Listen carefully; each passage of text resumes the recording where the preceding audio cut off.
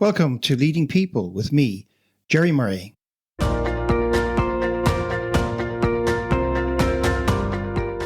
This episode of Leading People is brought to you by Wide Circle, helping you make better talent decisions. To learn more, visit widecircle.eu. That's WIDECIRCLE.eu. Leading People is a podcast which features insightful conversations with leading people about leading people. Yes, that's a play on words.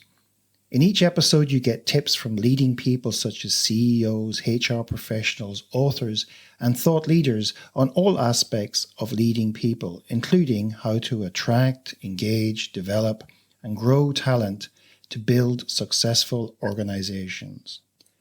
And we provide insights on how to lead yourself so you can consistently perform at your best.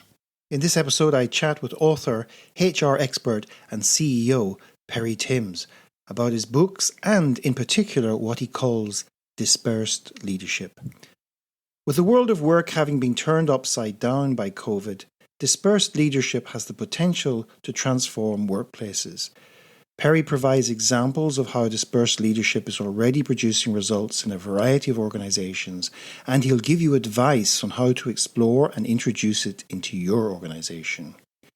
This is even relevant whether you're in a leadership position or not. It may help you choose your next employer.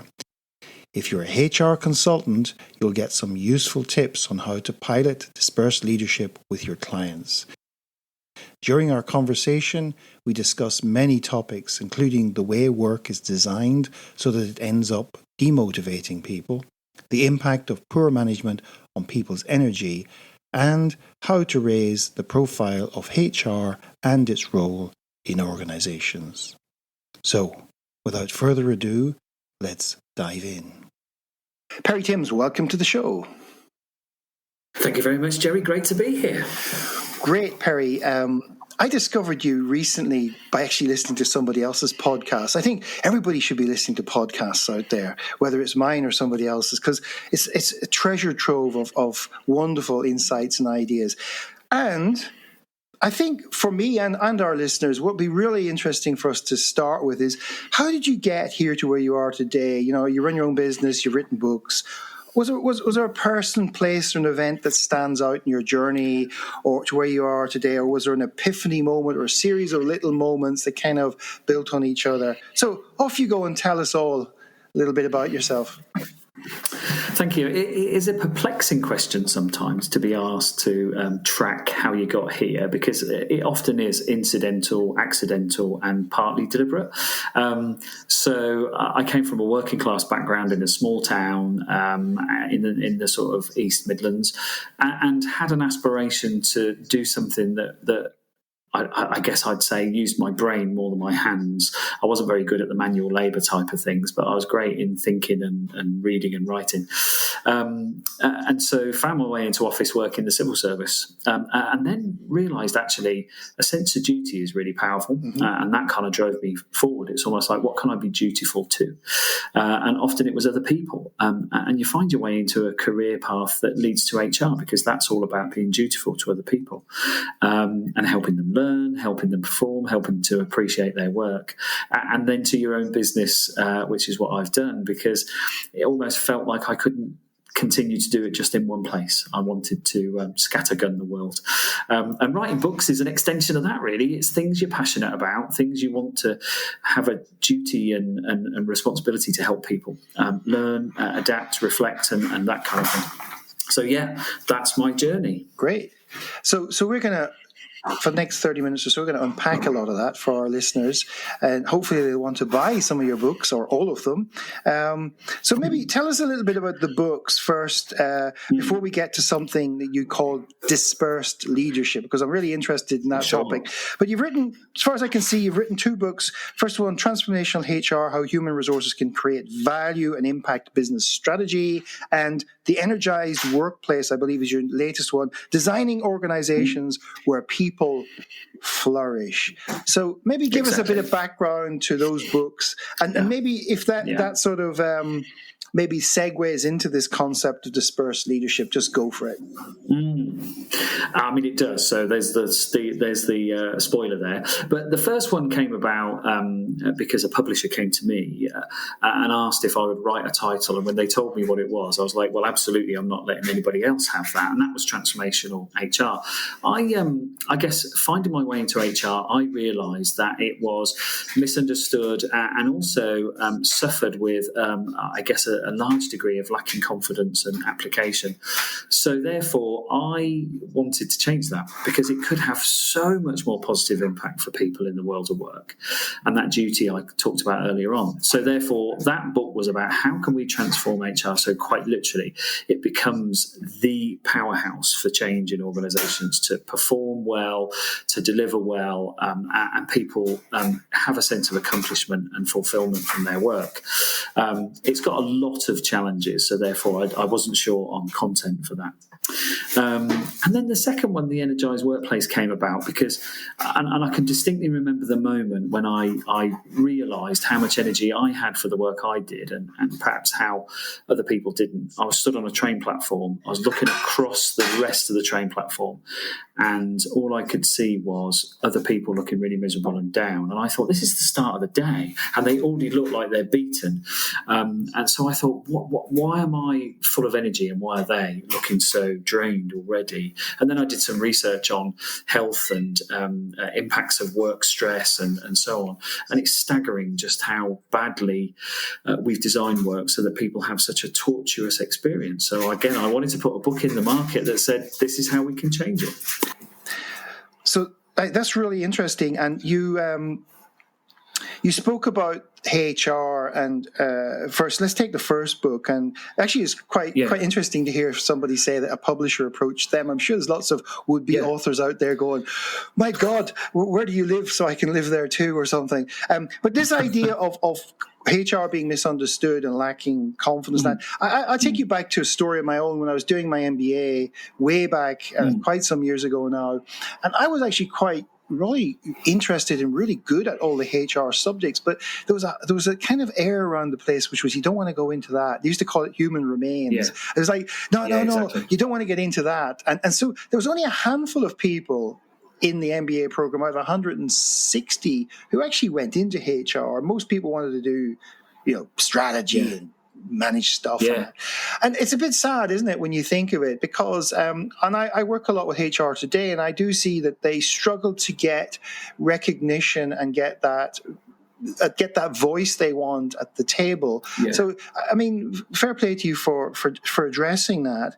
And then of course the Energized Workplace. I mean, I'm quite fascinated. You call yourself a CEO, but you call yourself a Chief Energy Officer. What does a Chief Energy Officer do, Perry?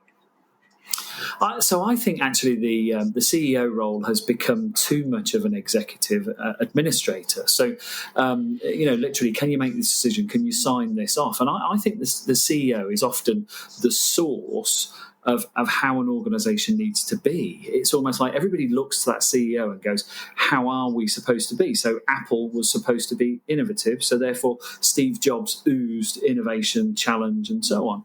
And it's that energy source. It's like, you're not an administrator. You don't rubber stamp things. You're there to spark life in people who want to achieve the mission that you're there to deliver. So that's where it comes from, really. Yeah, and I've seen people use it as well as Chief Engagement Officer. But actually, let's unpack this a bit, because actually engagement itself requires energy, and really strong energy. And so actually energy is a more useful and powerful term, isn't it? I think so. I think it covers more bases, because motivation is energy, performance takes energy, and actually it also takes an approach that recharges your energy. You need to think about this non-limitless energy that we have. So you need to put some energy into recharging even. It's absolutely everything. And it's infectious. I mean, if I come into the room with high levels of positive energy, it's likely I'm going to infect everybody else with high levels of positive energy. Totally. And the opposite completely true. The person can drag, and a person coming in with negative energy and lots of heavy stuff can really drag an entire group of people down who were previously probably feeling energized, and that's the impact that bosses can sometimes have when they arrive in the workplace. Exactly that. And there's something about supervision, isn't there? There's something about people feeling supervised that adds pressure to them and attention, when actually, if they saw their supervisor who was there to energize them, it might have a total different outcome to their level of performance and creativity and so on. So I think we do need to think very seriously about the energy that we create, emit, and even suppress. Yeah, and that in a way reframes the role of the supervisor to actually about how do you go to work in the morning? How do you walk into situations with a responsibility of care and duty towards other people's energy? But the best way to create states in other people is to go into those states yourself. So if you want positive engagement in your department, well, if you don't create the energy level that's needed for that, don't be surprised if people don't give it back to you, right? Oh, totally that. I mean, some of the stories I've seen about people in like emergency services and things like Medicine Sans Frontières, they know why they're there, they're calling, and they know what to do because they're competent, but at times they need a spark because they're tired or distracted or frustrated by the amount of challenges they've got. Now, if you're a leader, it's your role to help them channel what energy they have and lift them up and kind of go, I'm with you. What can I do to help you? It's not about work harder. It's about look after yourself and deliver better. So, that I think is exactly the role of the leader in that situation. So there's people out there listening to this going, either they're in leadership or management roles and thinking, oh, okay, I haven't thought about that. And other people out there who are being managed or led praying for this to happen tomorrow, right? So let's evolve into this concept of dispersed leadership. So I suppose the first thing that people would want to know is, what do you mean when you talk about dispersed leadership? And then why is it important? So I think what we've created is this, I guess you'd say, sort of vessel of decision-making, authority and control in a manager or a leader. And it comes from Taylorism and industrial ages where, people couldn't be relied on to apply themselves consistently. So therefore, this manager did that job. Now I think we're starting to question a lot of that because the machinery of work of the industrial age is very much challenged by knowledge work and by the I suppose the speed and variability of what we want from service providers, customers, products, and so on now. So I think that whole oppressiveness has got to change. And the way you do that is you say to people, the span of control is all with me, but it doesn't have to be. What span of control do you need to get your work done? And where do you feel uncomfortable enough that you want additional expertise or validation? And that's what I'll then provide and do. Everybody would recognise situations where they had a great idea, they told their boss about it, the boss was too busy or didn't like the idea, suppressed it, and it didn't happen. Yet that's going to help create better customer service, smarter outcomes, better processes and efficiencies. And so here's one example of how you can disperse leadership. At the technology company Buffer, who provide social media kind of outlets for people. They have somebody in the team called a process czar, so TSAR. It's their role to be called in by anybody in the company if they spot an inefficient or ineffective process. So they've removed that responsibility from their line manager. They haven't dispersed it so much that everybody can just change a process because that could be chaotic. But they've given this one person the chance to be brought in by people to validate and align processes and improve them. And I think that's a brilliant example where you stop trying to box it into a manager's job description and you give people access to somebody who can make a difference. Okay, so Let's also play a bit more with that now. It's a sort of I understand the framework around it. The term itself is kind of new to me. So let's look at some of the other areas that have been emerging around directing, self-managing, steering teams.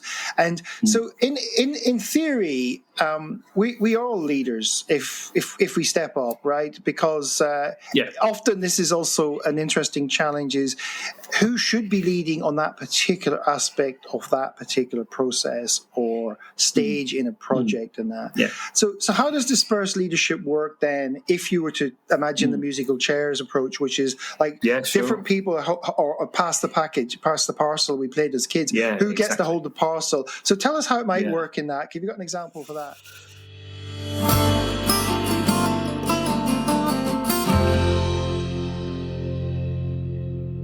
In the next part of our conversation, Perry explains dispersed leadership and how it works, with examples from companies that are successfully deploying it.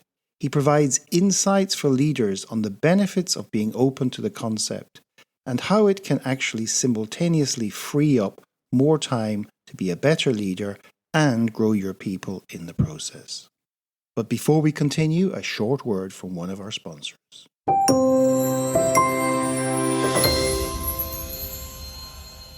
We live in a world of increasing complexity and seemingly endless paradoxes. If you're a coach or trainer, and particularly if you work with teams, and you'd like to help your clients develop both their own and their team's adaptive capacity to deal with these challenges, then you might want to check out the Paradox Coaching Academy at paradoxcoaching.co.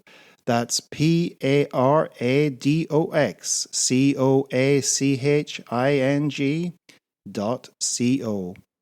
Or to arrange an exploratory conversation, simply send an email to paradoxcoachingacademy, all one word, at gmail.com.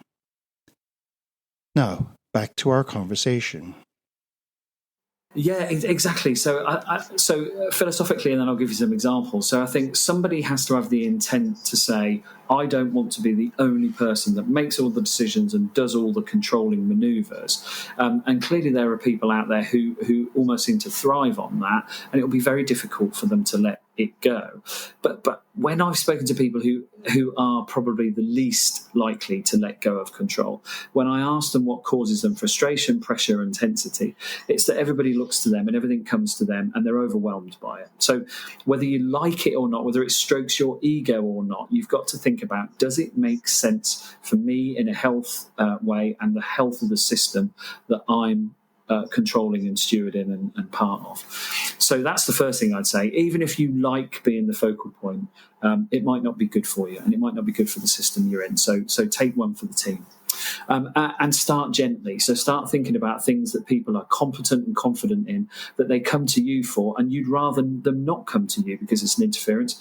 Start to think about how can you create lines of accountability in the team. Say, where do we want to draw the line now for your span of control? Because if I want to disperse some of the leadership here, I'll need you to step in and own it. Don't just keep pushing it up the line because it's easier for you or it's more comfortable for you. If you want to own it so that you can make the differences you want, that comes with responsibility and accountability. And then I think see what you as a leader can do when you've got a bit more bandwidth.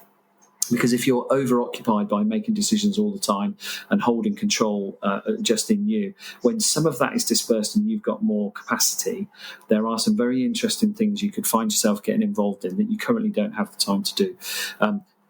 Innovative changes in direction, other ways of working, things you want to see and introduce into the team. So you create your own little innovation hub in your own mind. And that's more stimulating than rubber stamping and trying to catch everybody's attention and direct them all the time and process them. So I think I'd do that.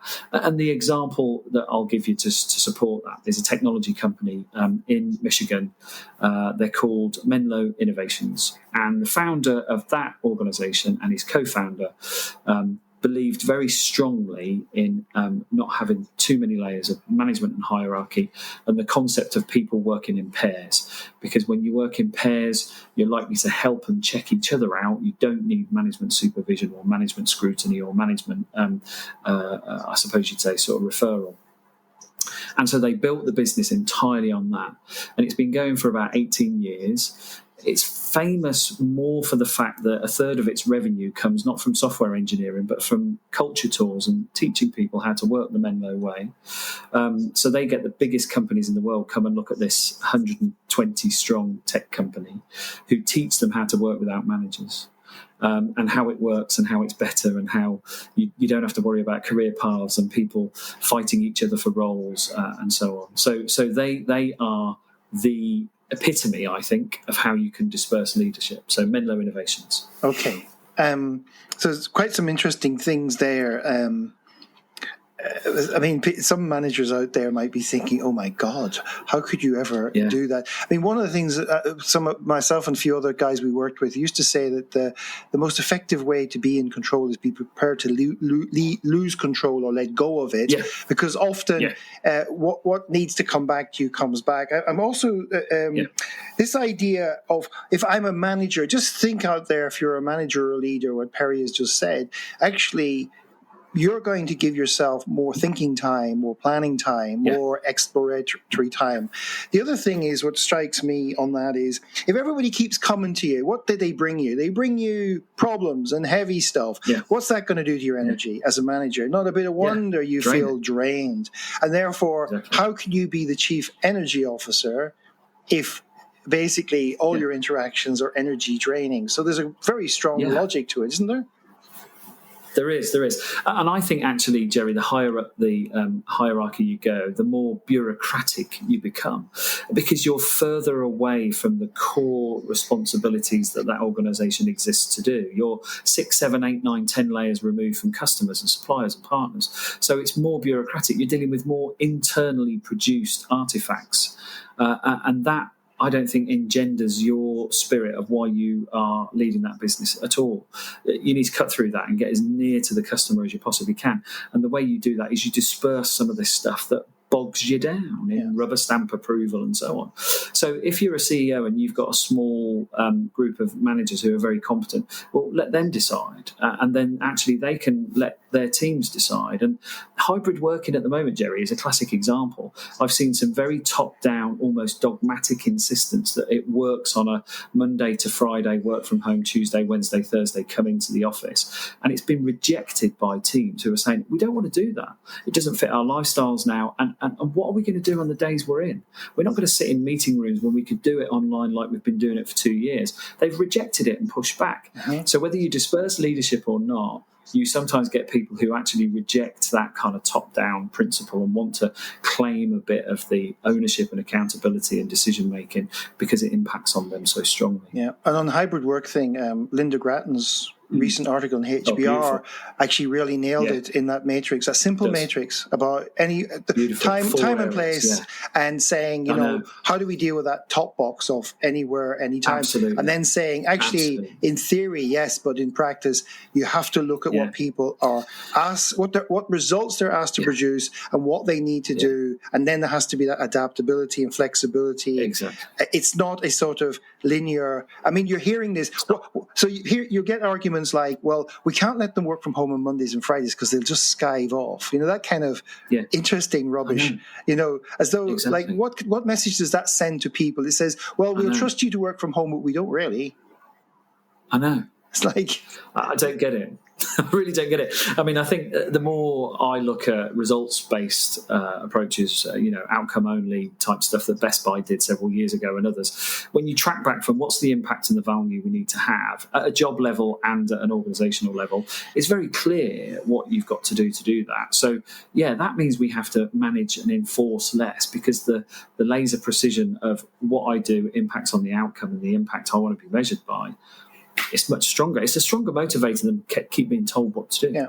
Well, in some of my coaching work, I've come across leaders who said to me, I didn't realize that not everybody thought the same way as me, which therefore leads on to, I want people to do things the way I do it. But if you thought of a football team, right, and let's say the manager was a goalkeeper, well, you'd have everybody standing in goal on the team. I know, if that's exactly. A team of 11 goalkeepers is a bit ridiculous, isn't it? Yeah, exactly that. I always use the 1974 Dutch World Cup squad where players could play anywhere, except the goalkeeper, actually. And that was only because of the rules. But so I think there's something about versatility, right? So I think dispersing leadership is another way of saying we can be more versatile if we do that, because the straight lines up and down needs much more across and diagonals, I think, in terms of spotting opportunities and improvements and so on. So I think that versatility piece is going to be more needed as we emerge from COVID, because of the example we use with hybrid and so on and so forth. Why not use that catalyst to now start thinking, let's get more people to be accountable in a way that's not asking too much of them, but is giving me, as you said earlier on, the headspace and the capability to be the coach, to be the tactician, to look at opportunities. Absolutely that. So devil's advocate time for you, right? So there might be people out there saying, okay, so this is undoubtedly very useful for entrepreneurs and small organizations or startups. But what about people working in large corporations or organizations? You might be thinking, well, I get it, but this will never work in my company. Or the other thing I often come across with the kind of idea of this flat or self-organizing organization is that you've got to sometimes go back to your point about bureaucracy and put yourself in the shoes of senior leaders who, particularly in public companies, who are always looking at risk and return and managing risk. They might get this, but they might be going, my job and my reputation is not worth taking a risk. So what advice do you give to people out there who've already kind of put on that belief system and said, well, it's really entertaining and very nice to hear this, guys, but you don't understand my world. So what have you seen organizations able to do who have come from those traditional hierarchical bureaucracies, and how have they managed to get this started? Totally right. So L'Oreal, large multinational, multi-product line, have taken the approach that their marketing team should work in a self-managed way because of the nature of the versatility, the decision-making. But the rest of the organization, production, supply chain, research, and so on, still operates in a pretty hierarchical construct, because it still works for L'Oreal. So they took a fantastic decision, which is we don't need to change everything. We just need to change where it makes sense to make the change that's needed. So if anything, that approach of context and relevance, I think, is absolutely essential. So I've also heard of some insurers who have abandoned scripts for their call centre staff and said, no, you need to treat people as an individual that they are, and also make a decision that you know is right in the circumstances. We'll give you some parameters, but we're not going to force you to do scripted work because our clients don't want it. And so therefore they've dispersed some of the leadership and the accountability there. And often what happens in those examples, Jerry, is that leaders think it's going to be merry hell. They're going to be writing off compensation claims for more than we should. The opposite happens. They hold the budget and protect the budget more than a bureaucrat who just gets a form to rubber stamp will. So I think some of this stuff needs experiments. It needs to be contextually relevant to where people have got the capability, the confidence, and it makes more sense to go less bureaucratic, to go flatter, to go nearer to the point of where the customer is. So, I think some of the technology departments within some stratified organisations, they're very agile and flat, and yet they service a hierarchy based on different levels. So you don't have to do it all. You have to do it where it makes more sense, where it's liberating for people.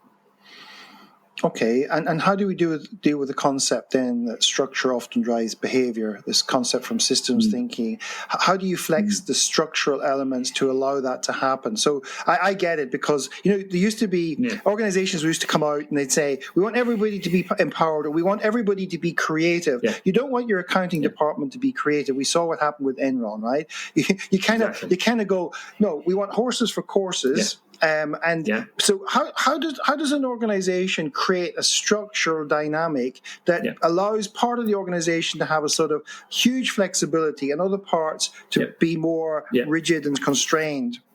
Totally that. So I think it's two ways, actually, Jerry. So the first is the language you use.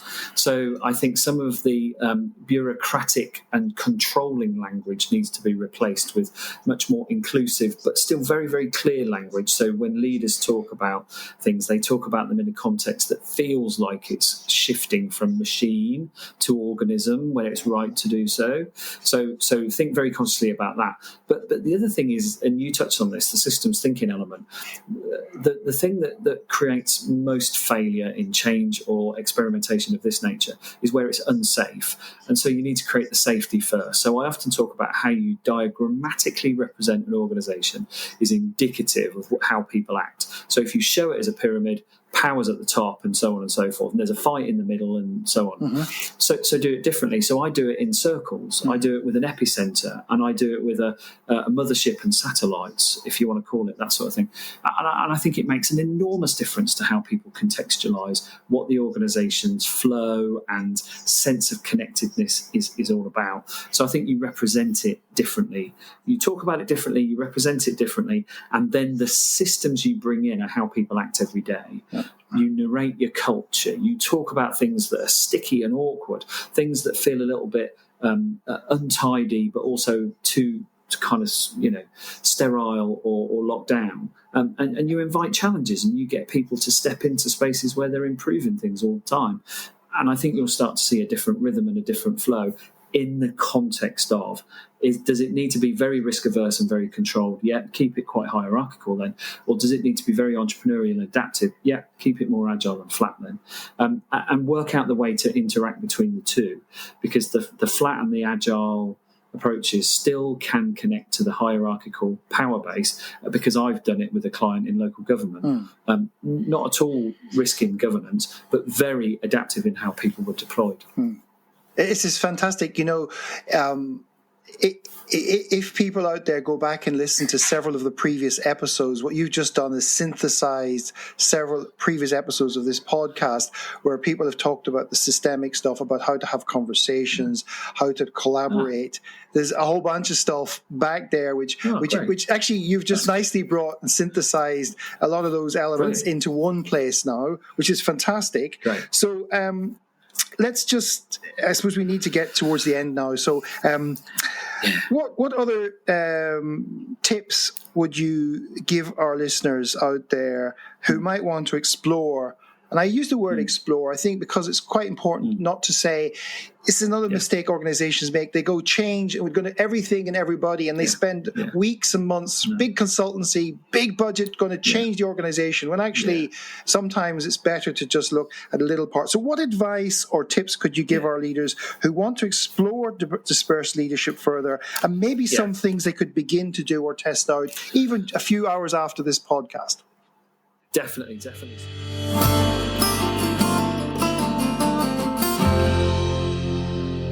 In the final few minutes, Perry provides some practical tips on how to go about getting started with dispersed leadership. So you're absolutely right in the opening line of this, which is experiment small scale, look at evidence and impact, and think about replication and relatedness to other parts of your business world.